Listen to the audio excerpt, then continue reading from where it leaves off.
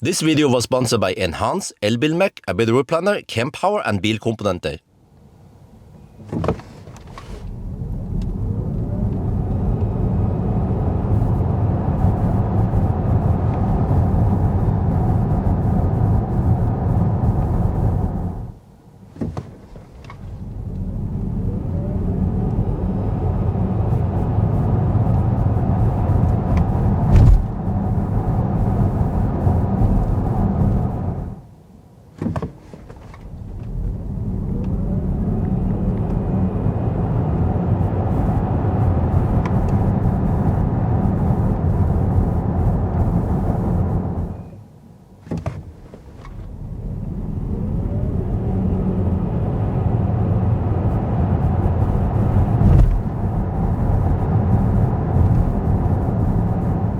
We're back home. So how fast was this beast?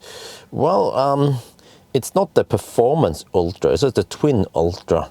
So 5.6 seconds. I mean, it's still pretty fast for a big 7-seater in it, but it weighs almost 3 tons or almost 2.9 tons, and then only 408 horsepower, 300 kilowatt. So, but then how does this compare against other big 7-seater? Well, if you scroll up here a bit, you'll see that here we have Hongqi EX90, about a second faster, but that has 550 horsepower, also quite powerful. And then we have Tang, not that heavy, wow. Also decent horsepower, 4.6 seconds, but the best is actually up here, NIO EL8. It is the beast from the east, 3.8 seconds. It's even faster than the BMW i5 M60. It's faster than the Porsche Taycan 4S. And then how many horsepower did I measure there? 7. I think this was actually on display, the peak power. So yeah, here EL8 wins, NIO wins. Okay, and then what about noise? Well, noise, this is interesting because this Volvo is incredibly quiet. I notice it. Almost as good as EL8, but the EL8 I tested last year had 20-inch wheels, but the car I've been borrowing now long term has 21-inch, and I noticed that it is noisier. So we should test it with 21-inch eventually. I have to wait now, it's a bit wet nowadays. I will test it soon to see how it is then, because I suspect that it's going to be noisier than the Volvo. So it means that the Volvo might be the quietest car ever tested, but we just don't have 20-inch to test it with. But Hongqi is also really good. So these 3 cars here on top, incredible quiet, that's good.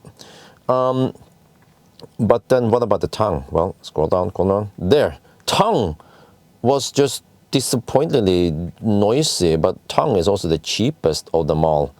Yeah, and then, well, the price-wise here, Volvo EX90 is the most expensive, and then EL8 is second most. It depends if you go for bus or not, but even if you don't go for bus and you buy the whole battery, it's still cheaper than the EX90, and I would say it's better equipped.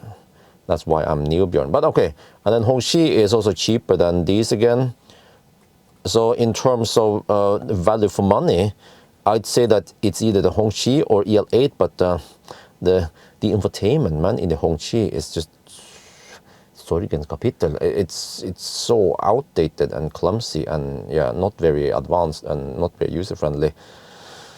But then also when it comes to acceleration, the EL8 here would compare against some kind of, probably a Performance Ultra or Volvo, right? But then it's even more expensive. Okay,